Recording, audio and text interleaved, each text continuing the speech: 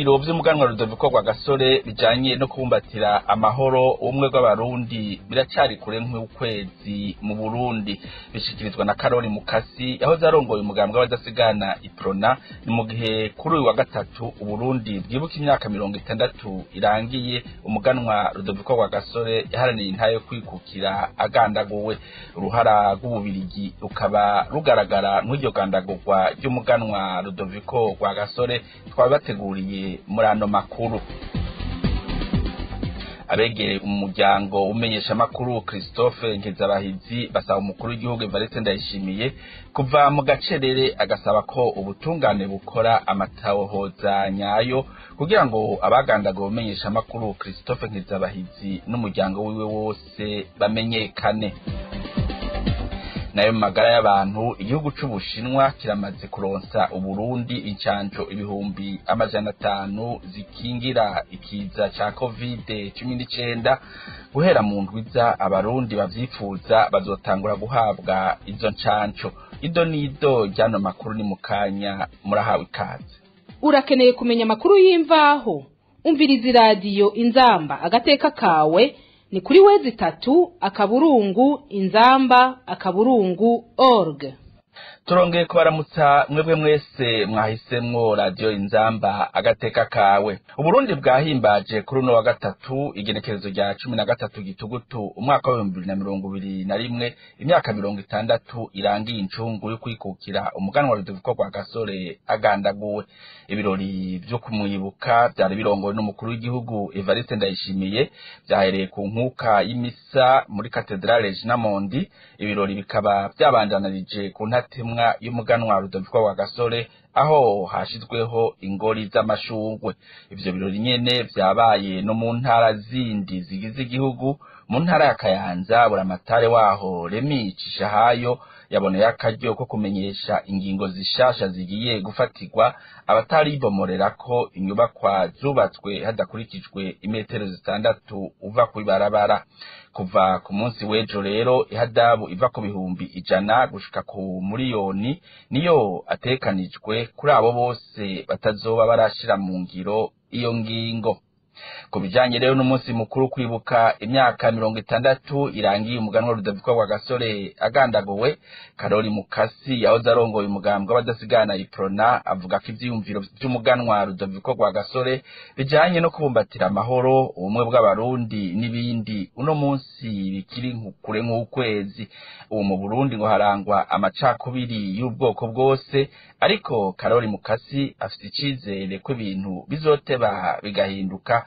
Dutega amatwi Karoli Mukasi yaho zarongoye umugambwe w'abadasigana Iprona. Bari ku butegetsi leta inzego abarongoye Burundi ni kuri bari mu nzira ihushanye n'inzira Rwagasore yari yaciriye Uburundi, ni ukuvuga inzira y'ubumwe bw'abantu iriho intwaro irangwa n'amacakubiri y'ubwoko turi kure nk'ukwezi y'ibyo Rwagasore yipfuriza Burundi. Ntawovuga ngo kiriya gihe Rwagasore yarigeze yumvira ku Burundi bwogeze ngaha naho yarabangamiwe n'abakoroni. Rwagasore ntiyipfuze yuko amacakubiri kwera bari batanguye kwigisha.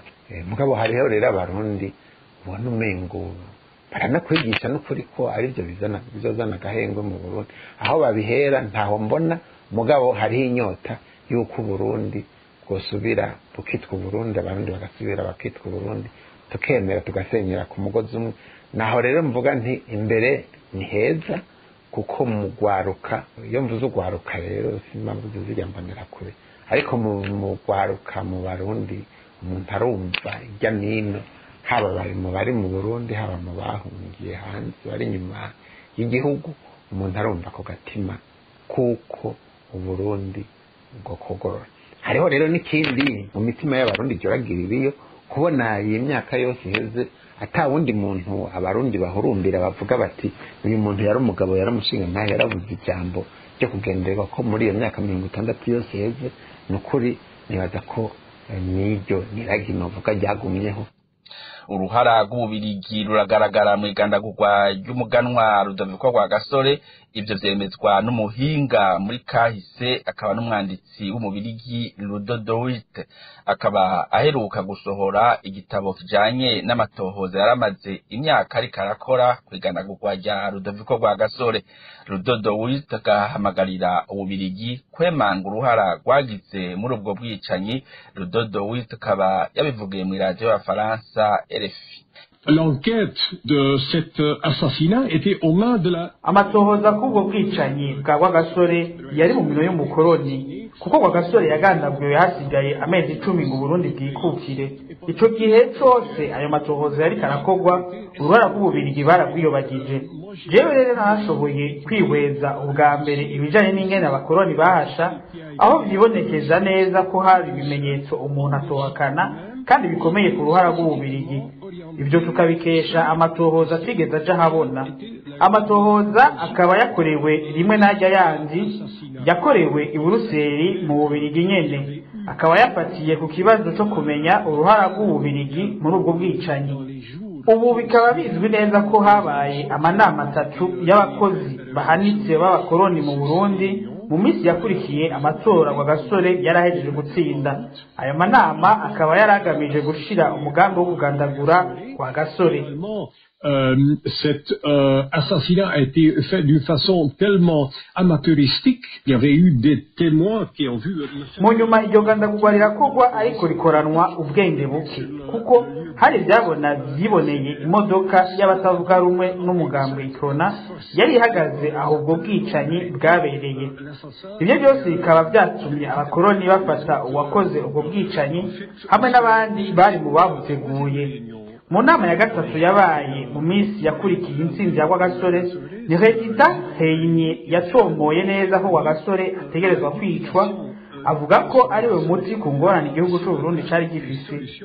Mu byo natoye hari kete rigufi Telex y'iperereza y'ububirigi rivuga ko abakenyezi babo batware b'abakoroni batekewe n'ubwoba budasanzwe igihe bumvise ingingo yafatiwe muri iyo nama, bakaba mbere bashaka no kubibwira abamenyesha makuru. Uko bigenda kose ayo matohoza yaretse gushigwa ahabona kubera intumbero yayo itari yo gukurikirana ababirigi bari bafise uruhara muri ubwo bwicanyi, ahubwo ayo matohoza yakozwe kugira ngo bafashe uwakoze ubwo bwicanyi n'ababimufashijemwo.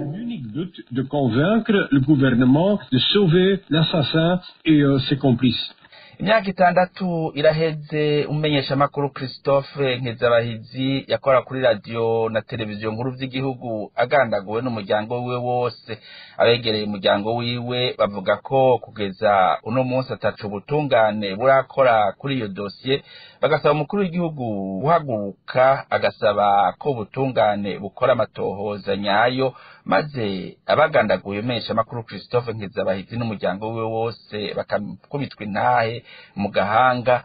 Ni inkuru twateguriwe na Beni Akserakana. Hari nyuma y'umutaga kugenekerezo ya 13 ukwezi kw'icumi umwaka wa 2015 umumenyesha makuru afata amasanamu kuri televiziyo y'igihugu yaragandaguwe ari kumwe n'umuryango wiwe wose. Kuva ico gihe abakoze iryo bara ntibigeze bafatwa ngo bashikirizwe ubutungane. Abegereye umuryango wiwe n'ubu baracarindiriye ko ubutungane bushengeza abakoze ubwo bwicanyi. Imyaka 6 irakwiye uno munsi Christophe Nkezabahizi n'umuryango wiwe bose bagandaguwe.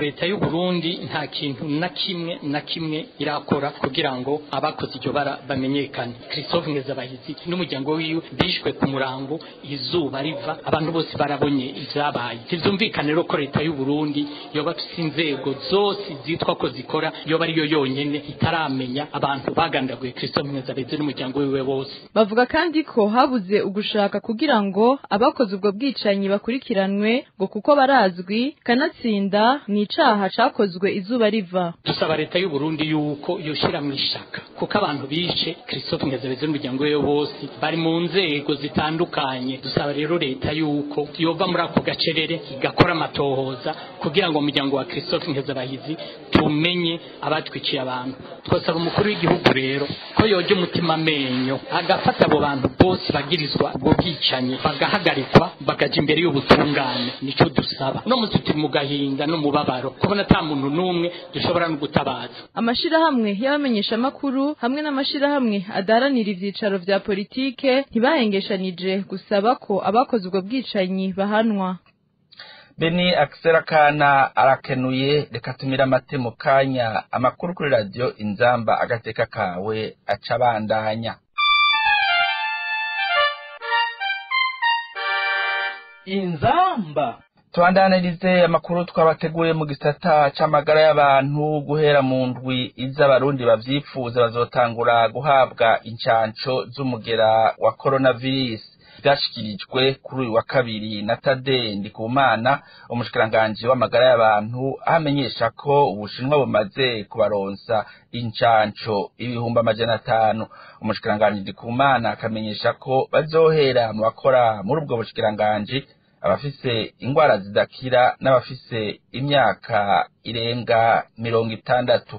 Dukurikire umushikiranganji Tade Ndikumana ajejwe amagara y'abantu. Amasite dusanzwe dupimira kumugera wa coronavirus niyo tuzokoresha kugira ngo dutange incanco ku bavyifuza. Vyumvikana rero yuko nta muntu nayo bavyifuza dushobora guha urucanco wa coronavirus atipimishije kugira tumenye yuko ataza agendana umugera wa coronavirus. Ukuvuga rero umuntu azogenda kwipimisha coronavirus ku masite no ku bitaro by'akarere kujya vyahora. Hampande yaho dusanze waranduye tuguhereza imiti. Byumvikana ko tugenda ukayifata neza. Iyo ukize byumvikana ko ufise abasoda b'umubiri. Amezi 6 aheze niho ushobora kuronka urucanco. Uyu ni nawe dusanze ata coronavirus afise, tuzoheza tumubaze ko ashaka urucanco. Arushaka tuzoca tumuha urupapuro asinya yuko atabikoze ku gahato, hanyuma caronka urucanco, baheze bamuhereza icemeza yuko yaronse urucanco, aca yitahira abandanye kwikingira. Kuba wararonse urucanco ntibisigura yuko utazipimisha ukwezi guheze, kuko turashobora no kwandura naho waracandaza. Abo ni ku bene gihugu bari ngaha hagati mu gihugu. Ku bandi nabo bakeneye kuja hanze bakaba bakeneye urucanco mu kigo INSP kujya bahora bagenda kwipimisha kugira ngo babahe certificate yerekana ko ata coronavirus bafise, bace bafata ingendo zo mu mahanga. Ubikeneye naho nyene azoca aronka urucanco, hari gihe abagiye mu bihugu barusaba canka bikeneye. Ku bandi kandi nabo ahandi tuzoshira indi site ni hajya muri ikigo kijejwe incanco, nayo yatuhashira site kugira bipimishe coronavirus, basanze batayifise nabo nyene bakeneye urucanco baruronke. Tubamenyeshe ko mu ntumbero yo guhangana n'ikiza ca coronavirus, abantu bose bava mu gisagara ca Bujumbura baja mu ntara zitandukanye z'u Burundi bazotegerezwa gupimwa, hanyuma bagahabwa urupapuro rwerekana ko batanduye ruzomara ukwezi. Uko kwezi guheze bazongere bipimishe nk'uko vyamenyeshejwe na muganga Tade Ndikumana. Ingingo ya leta y'u Burundi ihamagarira kwicandagisha ikiza ca coronavirus irashimisha abanyagihugu baganiriye na radio Inzamba agateka kawe. Abo banyagihugu bagasaba leta kugira itegeko ubwo rucanco, aho kubajuragiza babicishije mu majambo ashikirizwa na bamwe mu bategetsi. Bona ari wari umushikiranganji ajeje amagara y'abantu ntiyari kuvuga yuko urucanco ruzohabwa ubuvyifuza, ahubwo yari kuvuga ati izi ncanco tubona hataragera ko zihabwa abarundi, tubona yuko hari hagahaze, tubona yuko hari ivyo zidakwije bakazanka. Jene bawe ko kwicandagisha bose ntajye n'abasigara, nta kuvuga ngo harashandagisha ubishaka ibyo ntibibaho. Leta ishaka kuvuga ibyo no kuvugana ahivuze yuko atacurubaze kare atanureka kwicandagisha, kuko hazicandagisha ubishaka igobona bake niwe nk'itegeka apana kuvuga ngo habe ubishaka. Leta yacu nta banyagihugu ikunda kuvuga ikora byose ibintu byo kwikura no kwiga byose. Yarakwiye gufata ingingo y'uko abantu bose bakwiye kwikingira, kandi ndazi neza ko nawe nyine urukingo yagwiteje, kandi n'abagenzi biwe batwara iki gihugu urukingo baragwiteje mu kinyegero turabizi. Rero nibareke kuguma bakirimbira ku umunyagihugu muto muto. Umushikiranganji w'intwari yo hagati mu gihugu yari yaduciye ivuto avuga yuko uzogenda kwicangisha kuri urwo rucanco icyo azoba atazobaza leta urumva abanyagihugu baca bagira ubwoba ati mbere yaje bya bintu birimwo ingaruka mbi ko na leta itanguye kuvyiyamiriza icyo gituma rero leta ikwiye gushyiramo ingufu zikwiye kwereka abanyagihugu yuko kwikingiza coronavirus bikenewe cyane icyo gituma leta rero ikwiye gusubira kuja ku maradiyo gahumuriza abanyagihugu bikwiriye. Komeko nakuze umuhinga mu bijanye n'indwara zandukira mu karere ka Afrika munsi y'ubugaragwa bwa Sahara arashima intambwe ishimishije igihugu kigezeko ariko agasaba leta ko hoshigwaho umugwi w'abahinga kugira ngo bashobore guhimiriza abanyagihugu gufata izo canco nk'uko bisanzwe biba mu bindi bihugu. Uravye iyo vyahereye kuva ikiza gitangura gushika n'iki gihe nivyo hariho byinshi byagiye bihindagurika kandi kumbure kubera bazarabona n'abagwayi biyongera hanyuma mbere bagaca baraba bati reka turabe icyo twokora kuko urabibuka yuko byavuye mu guhakana bija mu kucemeza mugabo bija kwemeza yuko imiti ari gusenga hama mu nyuma barashiraho imiti barashiraho ibipimo buhoro buhoro bigenda biyongera ubu bakaba baremeye n'injanjo ni ikintu tubona ko kigenda gahoro mugabo kikagenda inyuma y'ibindi bihugu mugabo bisa nk'ibitera imijime bogira abahinga bakagira umugwi ubyo mugwi w'abahinga ukama uterera leta ukama uri mu zindi nzobere zo mu isi hirya no hino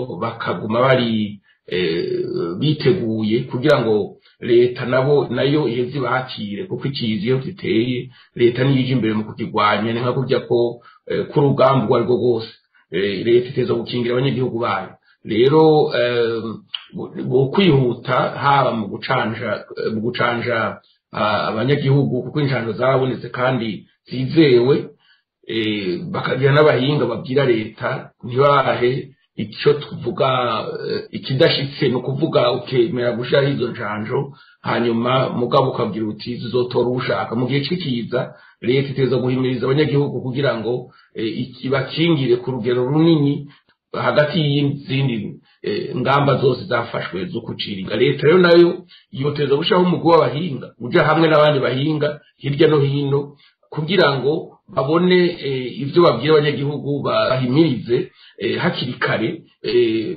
no kuvuga batararinda kugira nk'imvu canke ngo bagire abarwayi benshi kandi bitari bikenewe. Yari Komeko nakuze umuhinga mu bijanye n'indwara zandukira ayajanye n'umutekano naho hari ikiziga c'umutama w'imyaka 70 catowe mu gatondo ka kare kuri uno munsi wa gatatu ku mutumba Mitakataka ni muri zone Mitakataka ya komine Bubanza mu ntara ya Bubanza.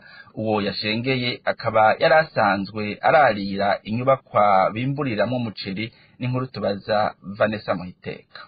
Amakuru dukura ngaho Mitakataka atumenyesha ko Bizimana Yohani yarayagandaguwe yari umunyezamu w'ububiko bw'umuceri witwa Nduyimana Eric. Ayo makuru akabandanya avuga ko nyakwigendera basanze umutwe wiwe bawumenaguye n'amabuye. Abakoze ubwo bubisha bakaba baciye bamena igufuri barinjira muri iyo nzu baca batwara isanduku y'ububiko n'ibiro 35 by'umuceri gusa kandi iyo nyubakwa yari isanzwe yuzuye umuceri. Bizimana Jean nk'uko iyi makuru abitubwira ngo yarasanzwe aba mu kigwati c'amahoro kiri ku mutumba Muyange muri komine Bubanza akaba kandi yarabanye neza n'abanyi biwe nk'uko ayo makuru abandanya vyemeza. Bizimana Jean akaba ari umuntu agira kabiri agandaguwe mu kiringo c'ukwezi kumwe. Abanyagihugu barasaba ko umutekano wabo wocungerwa gusumba. Abajejwe intwaro no mu gipolisi baremeza iyo nkuru akamenyesha ko bariko bararondera abo babisha.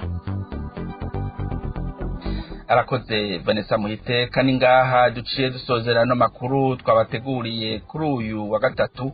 Nshimire mwebwe mwese mwari mwaduhisemwo uruganda rwa Radio Inzamba agateka kawe rw'abatoronkarije ano makuru nabwo reka ndarukengurukire Jean Marie ndabashinze mwari kumwe kuri mikro ndabasezeye n'agasaga.